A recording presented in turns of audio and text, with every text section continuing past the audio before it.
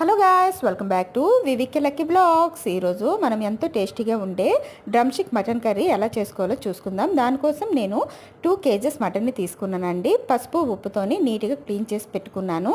తర్వాత ఒక కుక్కర్లోన కొంచెం ఆయిల్ వేసి ఈ క్లీన్ చేసుకున్న మటన్ని వేసుకోవాలి. 2 టమాటోస్, చిల్లీ పౌడర్, టర్మరిక్, రుచికి సరిపడా సాల్ట్ వేసుకోవాలి. తర్వాత 2 స్పూన్స్ జింజర్ గార్లిక్ పేస్ట్ కూడా వేసుకొని కొంచెం లైట్గా వాటర్ వేసుకోవాలండి. ఎందుకంటే మటన్లో ఆల్రెడీ వాటర్ అనేది ఉంటుంది కాబట్టి కుక్ అయిపోతుంది. ఇప్పుడు స్టవ్ వెలిగించుకొని 2-3 విజిల్స్ వచ్చేంత వరకు ఉంచుకోవాలండి. ఎక్కువ విజిల్స్ అయితే ముక్క అనేది మరీ మెత్తగా అయిపోతుంది.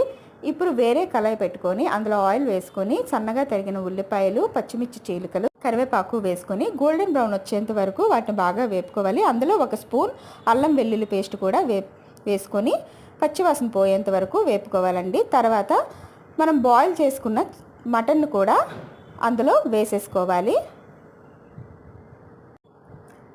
వేసుకున్న తర్వాత హోమ్మేడ్ మసాలాని ఇందులో వేసుకోవాలండి, 2 స్పూన్స్. ఇది ఎలా రెడీ చేయాలో కూడా మీకు తర్వాత వీడియో పెడతాను.